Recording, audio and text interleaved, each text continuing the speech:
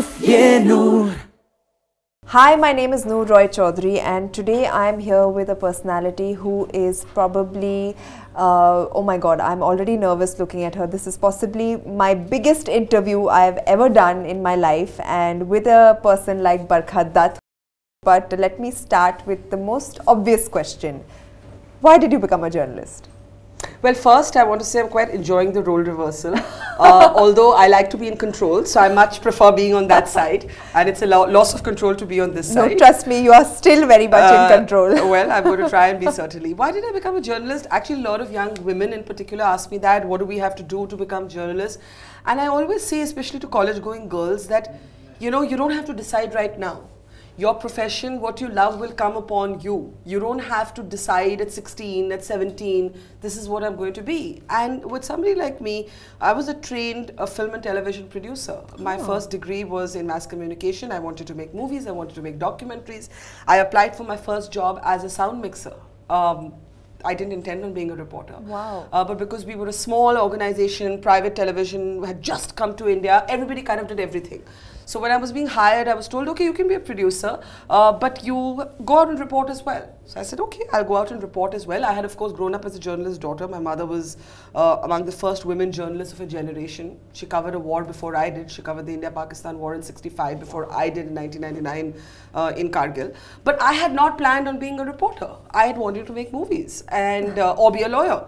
And so for the longest time, I used to mix sound in the PCR in the studio while the bulletins used to roll and report on the side. But I loved it so much, so I became a journalist. But that sometimes destiny just has different plans for you, right? It does. And I think it's best not to argue with that. So let me tell you a story. When my mother was first applying for a job at the Hindustan Times, very few women were in journalism.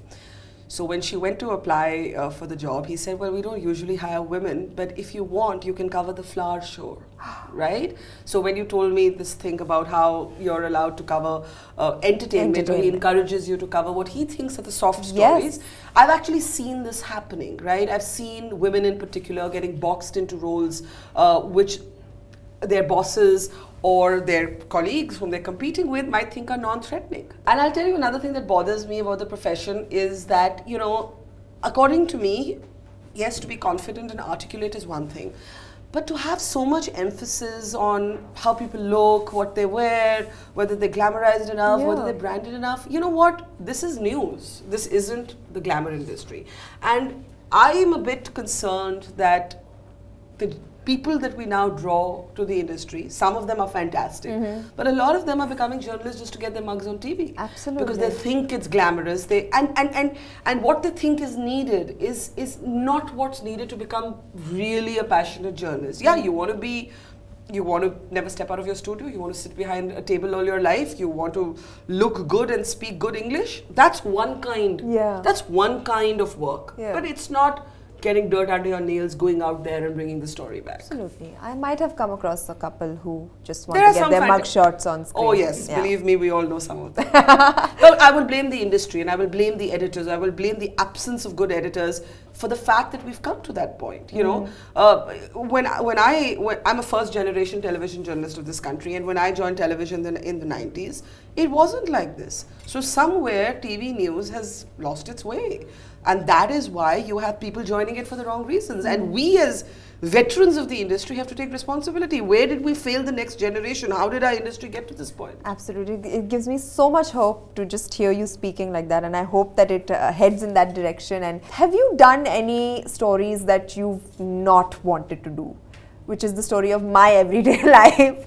Have you been through that as well? I mean, certainly when I was younger and I didn't get to choose the issues I wanted to cover. And I mean, I can't say that I ever did anything I considered trivial. But for example, one of the first stories I was sent out to do was electricity cuts in Delhi. Now, I'm not saying that's not an important story, but it wasn't one that I found particularly challenging. So I've done some stories that have dulled me.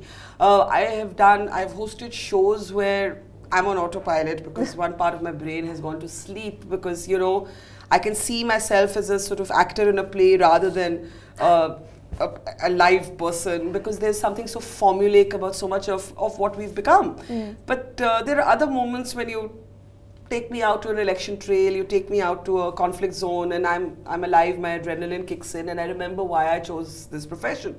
But I kind of hate being in the studio. I do it against my will. I do it because if you do TV news every day, you can't be out every day.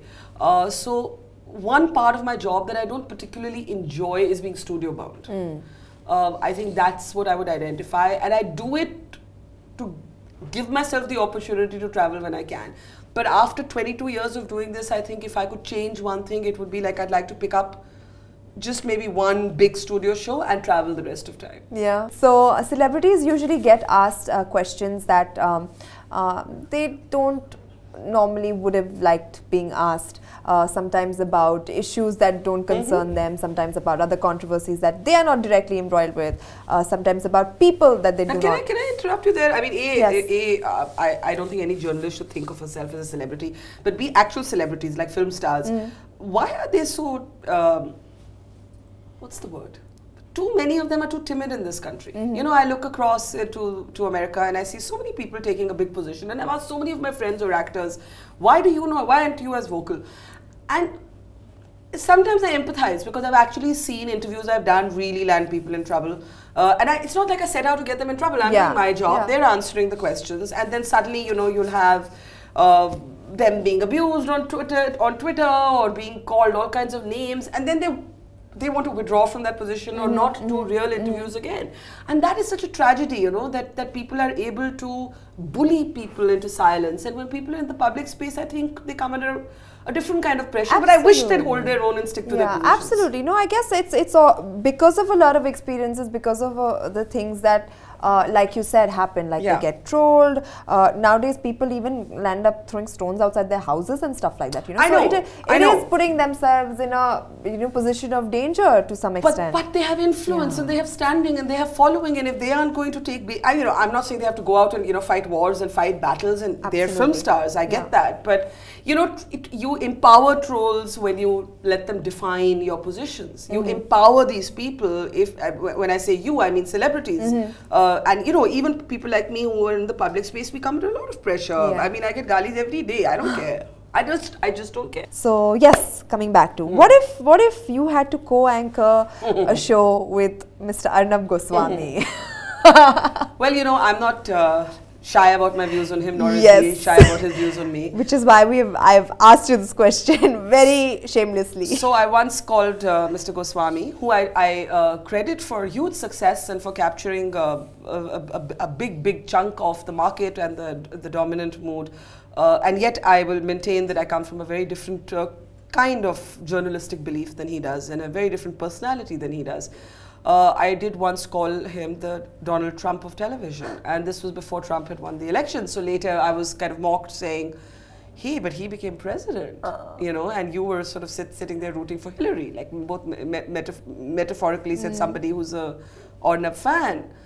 To which my answer was indeed. And I think, when I think about it, I'd rather be the little protester carrying the placard than being Trump. So that still holds. So that is my view. All credit to him for being hugely successful, for taking a big chunk of the market. But that's not my kind of journalism. And there's space for all of us. Absolutely. There's space for him. There's space for me. And that holds true everywhere, I guess. Yeah, people have to make their own choices. They're deeply personal choices. Absolutely. Well, that's that. I really respect how you always stand by your opinion, never changing them, and that's great. That's really, really inspiring. Thank you. Yes. Okay, let's get a little bit, because there are young girls who are impressionable, who are watching, let's have a little something for them. By the way, I did at one point co-anchor a show with Oh, you did? I just remember that. When was this? Back in our early years together at NDTV. Wow. And we used to quarrel even then. Maybe we should pull out those files. NDTV, if you have them, no, these are fun. These are fun, amused memories now. But go on, sorry. To young girls, yes, to young girls. So, what are the 5 things that journalist must have in her bag? Passion, curiosity, energy, a love for storytelling, and the last one's going to surprise you, a willingness to be unpopular. Lovely. Okay. Too many journalists these days want to win the popularity charts. I've seen young people come under pressure to modify their opinions on social media because they think, "Abhi mood aisa hai, to aisa bol lete hain," right? That's not our job. Our job is to get under your skin. Our job is to ask uncomfortable questions. Our job is to tell you something more because we went there and you, our viewer or our reader, were not able to go there. We're that bridge between that issue and you. So we have to say something more that challenges conventional assumptions. I'm not saying you make up something just to be unpopular or contrarian. You don't have to go the other way either. But you shouldn't be looking over your shoulder to see how many people approve of your position. Yeah. Popularity will come and it'll go. It's a very fickle beast, right? You've got to be true to yourself. I think that is the hallmark of a genuine journalist. Absolutely. Couldn't agree more. But this is the metaphorical bag. What do you actually have in your purse? Actually? Yeah, 5 things. A diary, a wallet, a hairbrush, although I have very little hair, a hairbrush, a kajal pencil, a lip balm, 2 phone chargers, a power bank, Lovely. and a book at all times. Oh wow, that's quite simple, and yeah, actually very, very useful things for any girl to have in her bag. So there you have it, Barkha Dutt's bag. Not as exciting as you would imagine. Okay, between a politician and an actor, who is harder / more interesting to interview? Good question. And an actor is harder to interview. Yeah? Yes, because while politicians are also acting at most times, actors start believing in their own sort of image. And I always wonder whether actors have any moment where they're not acting. Right? And I don't mean when they're in character or for a role. But because it is this kind of surreal world where you have the spotlight on you all the time and you have so much attention, it's a vanity industry, actors are much more opaque. It is much tougher to draw out an actor. It's much tougher to draw out something that is absolutely unspoiled from an actor. With a politician, you can still manage. A politician tends to trip up more than an actor. An actor is much more guarded. So an actor is definitely tougher to interview. That's true. Okay then. And last, a subject which you, I wouldn't say is your favorite, but something that you have to deal with more often than not, trolls. How would you troll a troll? By ignoring the troll. Yeah. Nothing annoys them more. You know, when I first joined, let's say, Twitter or social media, and I was one of the first few, I like to be ahead of the curve. I like to embrace technology. And I think journalists who don't do that are actually being very dinosauric and sort of not moving with the times. So I embraced every form of social media. I was an early mover on it. But in the beginning, I used to argue with the trolls. I used to fight back. It was like almost like a street brawl. They would say something, back and I would forth. say something. Oh my God. I'm not saying I never retort now. I do. But a lot of times I also ignore them. My view on trolling is the following. One, trolling is a mind game. It's an attempt at intimidation. Don't let them tell you otherwise. It's an attempt at intimidation. It's particularly an attempt to silence independent, strong-willed women whose opinion does not reconcile to a popular narrative. You get abused, you get called a prostitute, you get called a whore, you get called all kinds of other unmentionable names. And was there a point when it used to hurt? Of course. Everyone's human. At some point, you know, you'd have to be a robot for it not to get under your skin. Till you realize what the game is. And the game is just simply an online version of bullying. Yeah. It's the school bully. Except this time the school bully comes in packs. They hunt in packs. And so there are all these eggheads, or sometimes, you know, I know my trolls, I now recognize my trolls. I sometimes think I should maybe take some of them out to lunch just to get a fix of their psychology.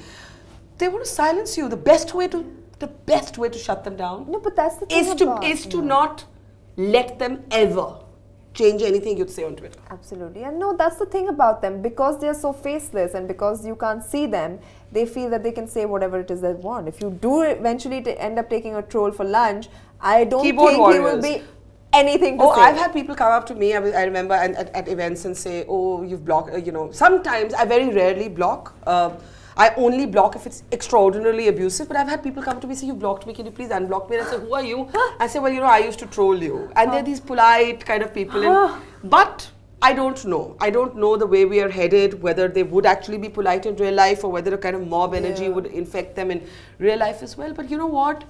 as long as you either give it as good as you get, or just treat them with contempt. Just be yourself. That's the best answer to trolls. Yep, absolutely. Couldn't agree more.